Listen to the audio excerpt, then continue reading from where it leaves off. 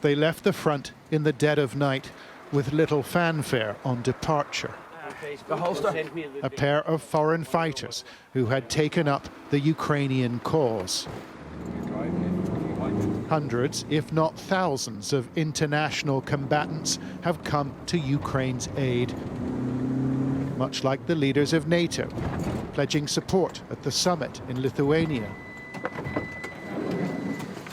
But this small group has had enough. The train will take them home. The past few weeks on the Eastern Front have been the final straw. Ukraine's counter-offensive has struggled to achieve its objectives. We're stuck!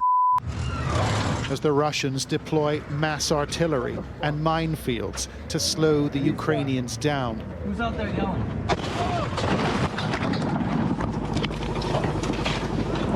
The fighting has been brutal, although no one was killed in this incident.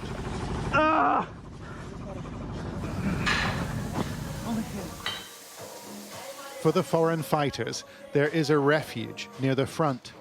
A modest house in eastern Ukraine where the door is always open.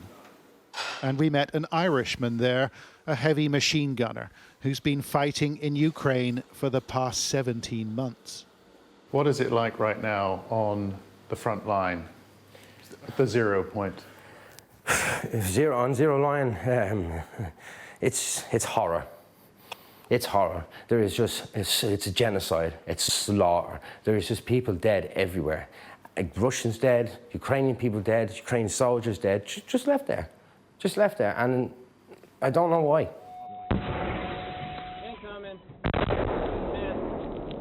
Rhys Byrn says he was almost killed a few weeks ago as his multinational unit prepared to attack the line.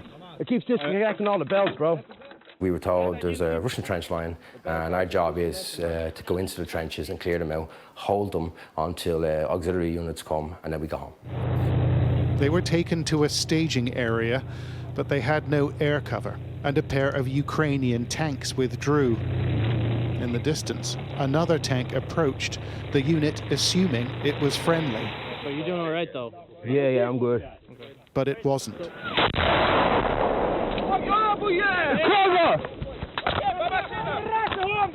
Soldiers took cover in the woods, hoping that assistance would arrive. Any station, this is Bravo. Can anybody hear me? Can anybody read me? Go! As the light fell, a Ukrainian truck pulled up, and the survivors scrambled in the back. But Byrn said they were spotted. A Russian tank giving chase. Let's go! Now we have the tank literally coming out, starting to chase us. And that's terrifying. When you see a big T-72 coming for you and you're in a Humvee pickup, yeah, it's like a hot knife through butter. You're finished. So again, all of us are screaming, drive the Humvee, drive the Humvee. I was going mental.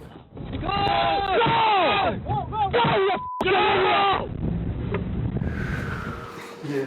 I've never done like those big mountains like you have, but I want it, bro. This sanctuary is run by a muscular pastor, a New Zealander called Owen Panoma. What's the point of this place, this house? Be some sort of support, you know, to sit there. Where are you from? You got kids, you know, basically to take their mind off war. No one is pressured to communicate, but the trauma will often make itself known. They sleep talk. They scream. Night time, you come out and go to the toilet, think, oh, it's all right, and the guys wake up, you know, they don't realise that what they're doing. They may not be aware of what they're actually doing because it's quiet here. Out there, it's not. Byrn and a fellow fighter race to make their train, with the past quickly stuffed in their rucksacks. But they can't leave it all behind. It's the only ticket I have, pal. This is a ticket you with me, boy. These men have spent months on the edge. Just become a memory from me, yeah? That's all it'll be, just a memory that I'll try push behind, that I hopefully forget. I genuinely hope I forget it, but I know it'll haunt me, it'll come back. As NATO pledges arms, these men are pulling out. although their departure was delayed when the pair bought the wrong tickets. Turns out it was harder to leave than they thought. John Sparks, Sky News in eastern Ukraine.